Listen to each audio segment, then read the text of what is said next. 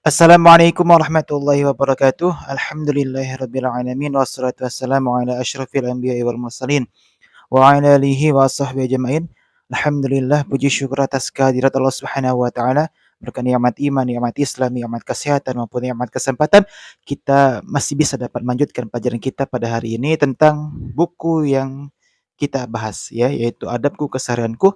Ya, sekarang kita sudah masuk adab kepada Rasulullah sallallahu alaihi wasallam pada pertemuan yang ke-19, masuk ke fase yang kedua, yaitu mendahulukan kecintaan pada Nabi Shallallahu Alaihi Wasallam serta menghormati dan mengagungkannya. Ya, jadi di fase yang kedua ini akan dibagi beberapa fase ya, dibagi beberapa fase lagi. Apa? Yang pertama itu kewajiban mencintai Rasulullah Shallallahu Alaihi Wasallam. Nah, Allah Subhanahu wa taala berfirman dalam surat Taubah ayat yang ke-24.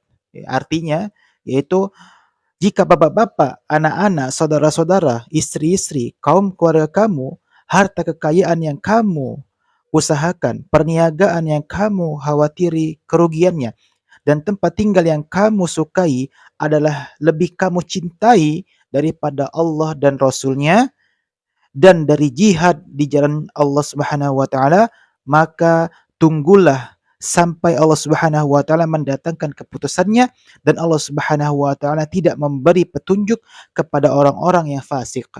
Nah, teman-teman sekalian yang semoga dirahmati oleh Allah Subhanahu wa taala, ini adalah bukti pertama atau dalil pertama bahwasanya kita itu wajib untuk mencintai Allah dan Rasulnya. Ya, terlebih untuk yang manusia yaitu Nabi Shallallahu Alaihi Wasallam. Ya, makanya di sini Ibnu Katsir rahimahullah taala menafsirkan ayat ini, beliau mengatakan bahwasanya jika semua hal-hal tadi lebih dicintai daripada Allah dan Rasulnya serta berjihad di jalan Allah Subhanahu wa taala, maka kata Ibnu Katsir, tunggulah kehancurannya, tunggulah malapetakannya. Ya. Maka dari itu teman-teman sekalian, jangan sampai apa yang kita miliki, istri kita yang cantik, harta kita yang banyak, atau jabatan kita yang tinggi, atau hal-hal duniawian yang lainnya, itu dapat mengalahkan kecintaan kepada Allah dan Rasulnya, maka kita akan mendapatkan musibah. Kita akan mendapatkan musibah. Maka pentingnya kita itu mendahulukan kecintaan kepada Nabi Muhammad Sallallahu Alaihi Wasallam karena kita itu adalah umatnya Nabi Muhammad Sallallahu Alaihi Wasallam. Kemudian ya penulis menukilkan perkataan dari Syekh Abdurrahman bin Nasir As-Sa'di, ya. Beliau rahimahullah taala menafsirkan ayat tadi surat At-Taubah ayat yang ke-24. Beliau mengatakan bahwasanya ayat yang mulia ini merupakan dalil yang paling agung yang menunjukkan wajibnya mencintai Allah dan Rasul-Nya Shallallahu Alaihi Wasallam serta mendahulukan kecintaan kepada keduanya dari segala sesuatu.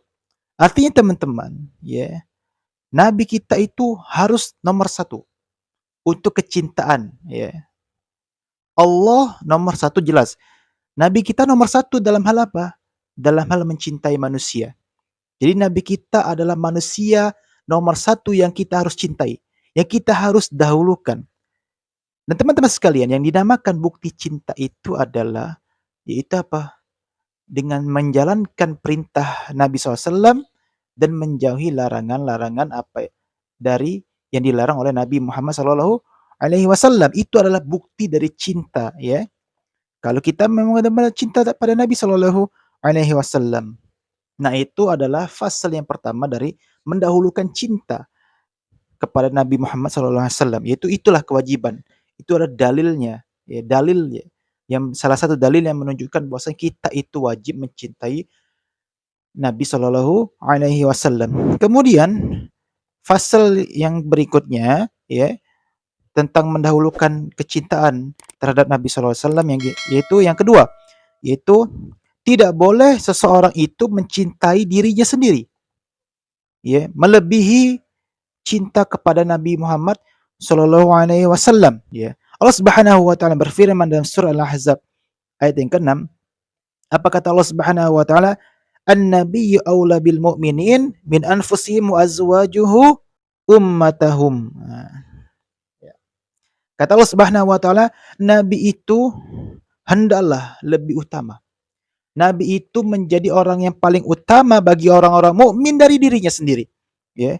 Makanya Syekh Syihabuddin Al-Alusi, beliau itu ya, menafsirkan bahwasanya Nabi SAW itu tidak memerintahkan sesuatu dan tidak ridho pada umatnya kecuali jika ada maslahat dan mendatangkan keselamatan bagi umatnya atau bagi para pengikutnya. Jadi teman-teman sekalian semua dirahmati Allah Subhanahu wa taala, apa yang diperintahkan oleh Nabi sallallahu alaihi wasallam itu pasti ada manfaatnya. Pasti ada manfaatnya. Tidak mungkin Nabi itu menyuruh kita pada sesuatu tapi itu dapat mendatangkan kemudaratan, tidak mungkin. Tidak mungkin. Ya. Nabi sallallahu alaihi wasallam itu menyuruh kita untuk salat 5 waktu, menyuruh kita untuk berpuasa, kemudian apa ya, menyuruh kita itu untuk berjenggot misalnya, ya. Itu karena ada kemaslahatan. Kenapa kita disuruh salat 5 waktu? Karena kita itu nanti kalau tidak salat 5 waktu kita akan masuk neraka. Kenapa kita itu disuruh untuk bersedekah apabila kita mampu?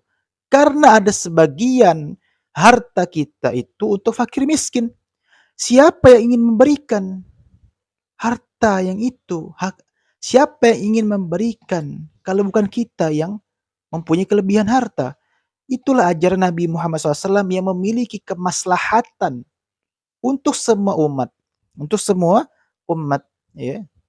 Seperti itu teman-teman, yang semoga dirahmati oleh Allah Subhanahu wa taala. Jadi semua ajaran Nabi SAW itu mempunyai kemaslahatan. Makanya kita itu harus mencintai Nabi Muhammad SAW melebihi cinta kepada diri kita sendiri. Maka dari itu pernah ya diceritakan dari hadis yang diriwayatkan oleh Imam Bukhari bahwasannya ya kami pernah bersama Nabi SAW ya, dan beliau itu memegang tangan Umar bin Khattab radhiyallahu anhu. Kemudian Umar radhiyallahu anhu berkata kepada Nabi SAW, "Wahai Rasulullah, sungguh engkau lebih aku cintai dari segala sesuatu kecuali terhadap diriku sendiri." Itu kata Umar. Ya, wahai Rasulullah, sesungguhnya engkau lebih aku cintai dari segala hal kecuali terhadap diriku sendiri. Apa kata Nabi SAW? La walladhi nafsi biyadihi hatta akuna ahabbu ilaika min nafsika. Kata Nabi SAW, tidak. Ya. Demi jiwaku yang berada di tangan Allah Subhanahu wa taala. Ya. Engkau itu harus lebih mencintai aku daripada dirimu sendiri. Ya. Engkau harus lebih mencintai aku daripada diri kamu sendiri. Maka saat itu juga Umar berkata, sekarang demi Allah wahai Rasulullah, ya, aku lebih mencintai engkau daripada diriku sendiri.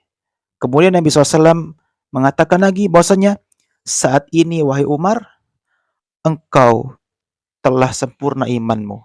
Nah dari kisah ini teman-teman sekalian, semoga dirahmati Allah Subhanahu wa taala.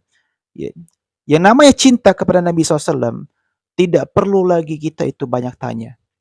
Seandainya kita itu memang benar-benar cinta kepada Nabi SAW, tidak perlu banyak tanya.